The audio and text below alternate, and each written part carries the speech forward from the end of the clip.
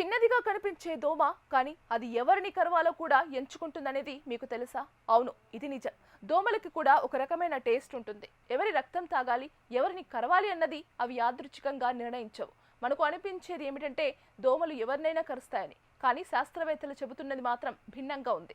దోమలు మన శరీరం నుంచి వచ్చే సంకేతాల ఆధారంగా టార్గెట్ను ఎంచుకుంటాయి. ముందుగా మనం ఊదే శ్వాస గురించి మాట్లాడుకుందాం. మనం బయటకు వదిలే కార్బన్ డయాక్సైడ్ దోమలకు ఒక ప్రధాన సంకేతం.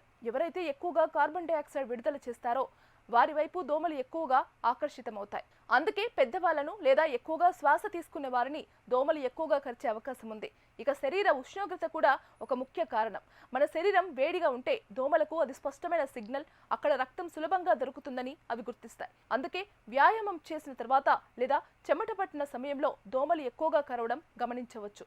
చెమట ఇది కూడా చాలా ముఖ్యమైన అంశం.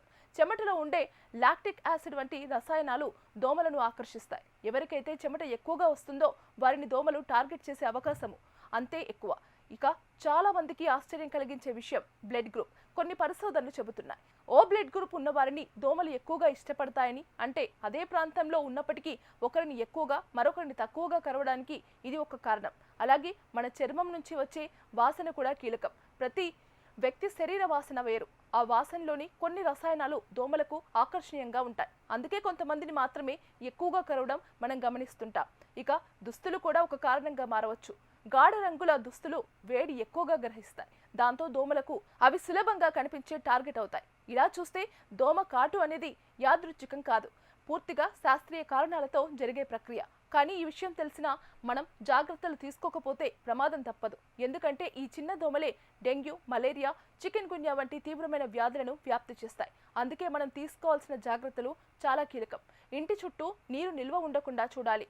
కూలర్లు, ట్యాంకులు, కుండీలు వీటిలో నీరు నిల్వ ఉంటే వెంటనే తొలగించాలి. దోమల నుండి రక్షణ కోసం నెట్లు, రెఫ్లెంట్లు ఉపయోగించాలి. ముఖ్యంగా పిల్లలు, వృద్ధులు ఎక్కువగా జాగ్రత్తగా ఉండాలి. జ్వరం, తలనొప్పి, శరీర నొప్పులు వంటి లక్షణాలు కనిపిస్తే వెంటనే వైద్యులను సంప్రదించాలి. ఆలస్యం చేయకూడదు.